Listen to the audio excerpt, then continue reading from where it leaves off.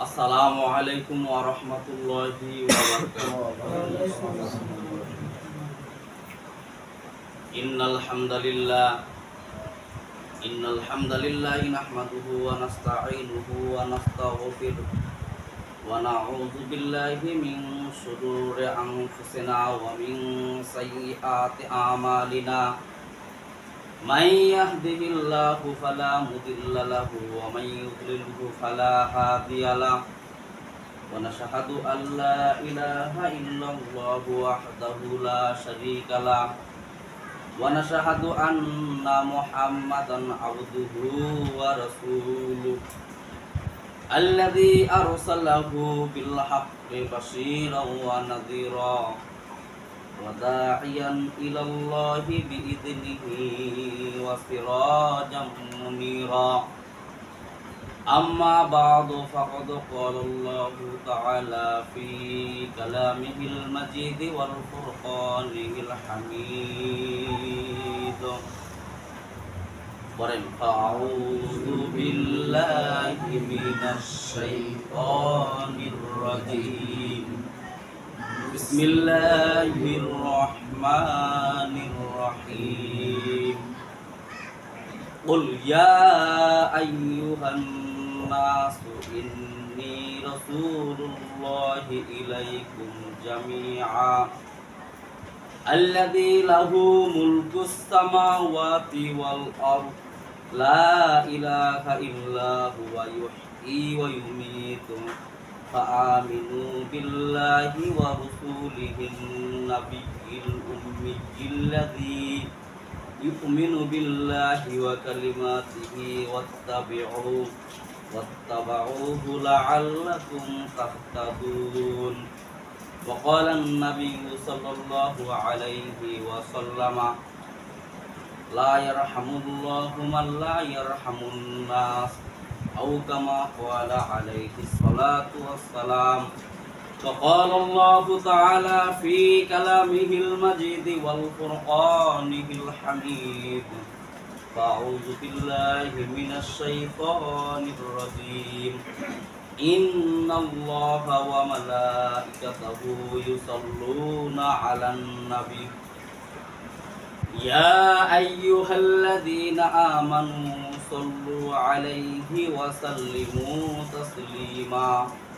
درود إبراهيم بوري اللهم صل على محمد وعلى آل محمد كما صليت على إبراهيم وعلى آل إبراهيم إنك حميد مجيد.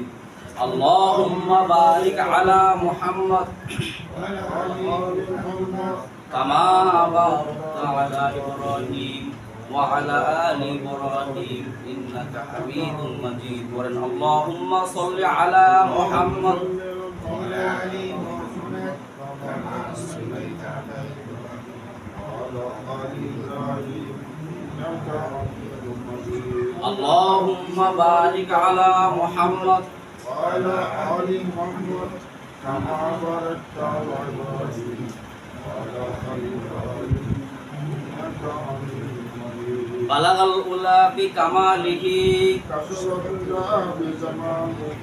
حسنة جميع خصاله صلوا عليه وعليه. بلغ الأولى بكماله حسنة جميع خصاله صلوا عليه وعليه. রাহে মের মাসকান হাওয়ালি কাবা বনে মের মদফান দিয়ারে মদিনা। বালাগাল উলা বিকামালিহি হাসনাতু জামিউ হুসনিহি। ঈমানের পথে অবিচল থেকে আমার মরণ যেন হয়। ঈমানের পথে অবিচল থেকে আমার মরণ যেন হয়।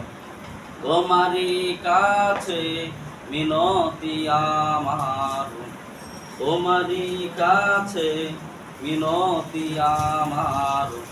ও গো মহিম দয়াময় ইমানের পথে অবিচল থেকে আমার মরণ যেন হয়।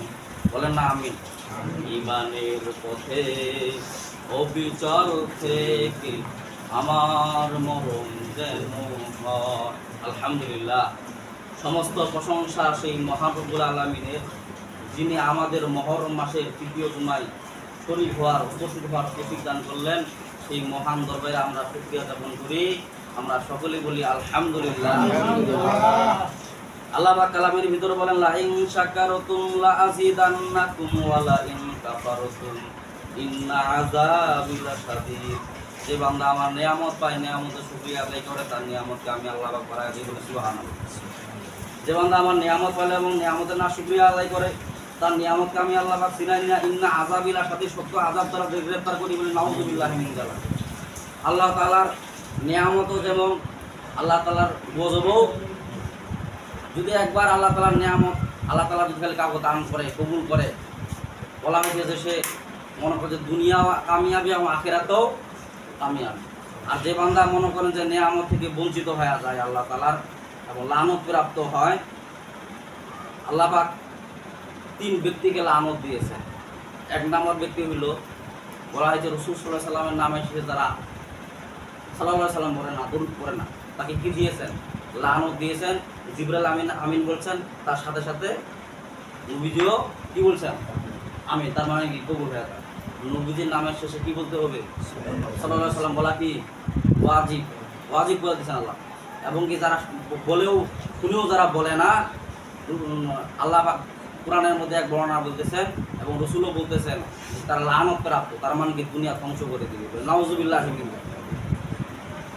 আরেক মুফাসসির এক ব্যাখ্যায় লিখছেন যে আল্লাহ তাআলার নিয়ামত পাওয়ার পরেও যে বান্দা নিয়ামতের শুকরিয়া আদায় করে না, তার প্রতিও আল্লাহ তাআলা লানত, বলে না নাউযুবিল্লাহ। তিন নম্বর হলো যে লানত হলো তার প্রতি যারা কথায় কথায় স্ত্রীকে তালাক দেয়। এমন লোক আছে না নাই?